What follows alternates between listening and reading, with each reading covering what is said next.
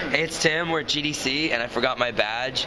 And these kind gentlemen decided that they would play my game rather than making me stand out in the cold. Even though we're in San Francisco, it's not that cold. And Michael's just watching. Yeah. Oh, could you guys say your names just so that... I am Dave Carrigg. Of Retro Effect. Yeah! Snapshot! Erik Asmussen of 82 Apps and Pwn. Yeah! I'm Dave Evans from Hybrid Mind Studios. And we're going to see who's clearly the best game developer by who wins. By who wins this? Right. Pretty much. That's what game development is playing prototypes and winning. I don't like it. But this is hell down here. How is this little? They've just been standing there the whole game, just staring at each other. Gazing wonderfully into each other's eyes. I'm not like actually in check right now, though, right? No. Not currently. No. Okay. Like just everything around me is like blowing up in my head. He's like, you're fine. You're fine. Dude, my clown ogre is not fine. They should be in the final game. Clowns. Yes. Yes. Zombie, like, we'll do a complete theme that has nothing to do with zombies or clowns, but the queen will be a zombie clown. Yeah. Zombie clown. Casting swamp there. Dan moves because that's protecting your twin Just basically setting from up future some walls attacks. for move and Yeah. for escape routes, right? I'm Right. just trying to. And it's undefending my queen. Yeah. Oh, this one. queen. I was thinking if this queen was undefended. No, this he can- queen is also now Yeah, undefended. you can blow that one up. I think my downfall was both my original twin placement, Right. so they're too far away from each other, whereas Eric's was like super conservative. Right. That in early game I was trading units with him, just like 1-for-1, but his twin placement was better. Right. If you're trailing Right. and you summon a creature against like 5, like they're just gonna die. So Right. it's kind of a waste of your mana. If there was like one spell that was powerful, you could save up for. And I can't like erase your mana, so you just take 2 or 3 turns, you save up, Right. and you unleash that spell, and then maybe one of your dudes can like take out 2 or 3 with like a move or just some spell. Or that some can, like, really- knock people yeah. down. So in Magic, there's spells like Day of Judgment, Wrath of God, and things like that, Like where it's like giant. it just blows up the whole board, right? Right. But it's like kind of expensive, and so you have to be like I have to be confident that you're not going to suddenly like play back a bunch of creatures in response, and then you get board state again right after I use it, and I have to be careful that I'm like not playing a bunch of creatures to defend myself until I can use it, kind of thing. Sure. Because I have to. It's basically like I blow up the board, and then it's like who can get back to that first that Right. that Yeah, you know then rush into you're the out. vacuum. Who can get to the top of the hill first, like Right. afterwards. The only problem is with any kind of clearing the board thing in this, it takes a while to build up enough units that you can like do a checkmate. So then the thing I would worry about is it resetting the state, and then the At game is 30 just minutes. now it's just another game that you're playing. But it might not if like.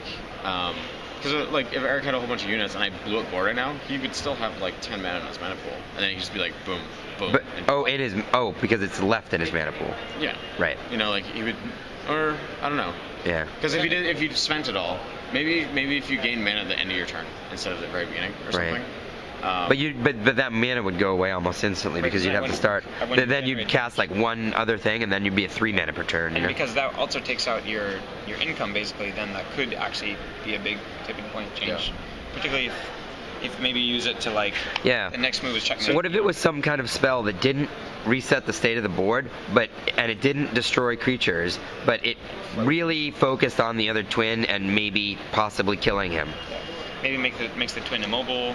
Yeah, or does Can't something that makes offense really easy for the next turn or two, So I and have to even things out a little bit. right. So I haven't thought of a good way to like design or implement into this game, but like a handful of fighting games have like as you're getting beat on, Right. another meter that's like slowly charging up, Right. And then you can do a power move. Right, you can do a power move, but like you're mostly dead at that point, and the other dude's like wailing on you, but you have this power move that you can do, and that's your chance to come back. Right.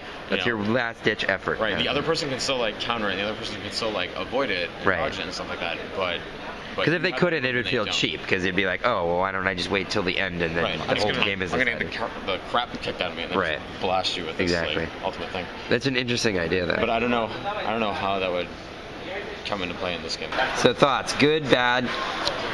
Yeah, awesome. I liked how each turn, like there was meaningful choices. I do feel like I accumulated a lot of mana really quickly. Right. And then I just like swamped the board with dudes. The walls I think are really interesting. That added a lot of like this whole idea of like walling off a corridor and then walling me into my own room was bastard. I didn't do that. Which was good for you at first, and then you couldn't Right, see and all of a things, so you sudden couldn't I went cast. off, yeah. It would have been better if you couldn't have gone through that dive. Yeah. It would have been way better. And then that would have just shut you down. Yeah, there could have been another wall cast or a swamp there. And then I did forget that you could kind of override the wall with my own wall, or the fact I could just sacrifice a dude to send it through. Like that would have ended the game much earlier if I. Right. And but yeah, I mean that was it's like it is 2 games, but I don't think like the complexity was like additive or anything like that. Like I think it's a good, even with just like 3 units, Cool. Those are the best units in chess anyways. Like nobody uses knights. Yeah. Hey, knights are really powerful. Yeah. Knights are really powerful. Okay, so the guy who won likes it. Yeah, this game's awesome. Best game ever. And even though I lost, I really liked it too. Well, that's good. I basically think that's my first time playing, but I think both the Daves here, our initial twin placement was a little less than ideal. And seeing how that has played out. From the very start, you were fighting each other, and I was just laying back, I will be throwing bombs. far more careful about that, or wall him off far earlier or whatever. Right. So is that cool that that placement is so important, or is that a detriment? I think that's cool. Okay. Like it's initial As long as you have enough moves and space stuff. to. This is probably maybe a simple map. And it lets you do a ton of different map styles as well. Like I'd love to play a whole different configuration would really change. Right. Yeah, and that'll totally change things. And another thing I really love is I could use a lot of my chess brain. I love chess, and you left that mechanic there, so the whole cover. It was pins and skewers and forks. You know and what would stuff be like interesting is if you could sacrifice summoning stuff or sacrifice casting spells to be able to move multiple times. Oh. That would be interesting. Or the other way around. Like if you only had 2 or 3 actions per turn. Right. And then you could do whatever you want with those actions. Right. Yeah, or something. The only thing that I worry about that breaking is the fork and the skewer and stuff, because if you can move 2 pieces, then you fork someone, then that fork becomes meaningless. So but I agree with you that if you did that, then maybe you were making some other concession, some sacrifice to do that. Right. Yeah. Right. In the situation that I was here, I would have totally loved to just move units a couple times. Right. But isn't that like classic chess where you're like, if I just had one more move? Yeah, that's true. Since you have twins, maybe you can only move 1 twin, but the other guys, maybe you get 2 or 3. Because that way, if you Right. Okay. Yeah, that might be something. Sacrifice. There's a spell that allows you to move a creature a second time or something like that. But that might be it. Because then you can't get the twins out of danger with that. Yeah. But you could do some, and maybe that's the thing at the end when we're talking about it costs a lot, but it'll open up a possibility for you to take one last stab at somebody, or go on the offensive suddenly and then put them on the defensive or something like that. As soon as you put them in check, then they can no longer start attacking you. Right. Yeah.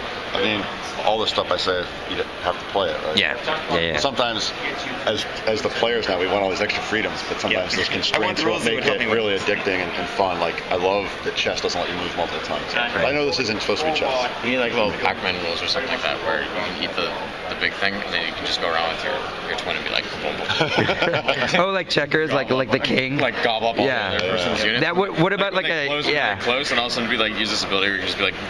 Yeah, like a chain reaction. As long as you can continue to move, you keep going. Like hopping in checkers, right? Yeah. If you line them all up right, there's a chain lightning. Oh, yeah. Lightning bolt. Right. That would. So you trap the enemy to make them put the 7th position. Then you're like, guess what? You just put yourself in, and that would be a liability if they were always defending each piece, because that would create that. Just offensive spells in general. Right. Yeah. Might help. More offense. Offensive spells. What kind of maps do you normally test on? Is this some configuration you just test a lot with? Yeah, we don't play a lot of 3-player games, so I don't have a lot of printed out boards. So this is usually something where I try and do the 3 joined, and then make sure there's a corridor here so that this guy isn't totally screwed. But yeah, I haven't really played around with it a ton. And this is where the digital one obviously helps out a lot, because you can make whatever the heck you want. But cool. Thank you guys. Thanks for letting us play this.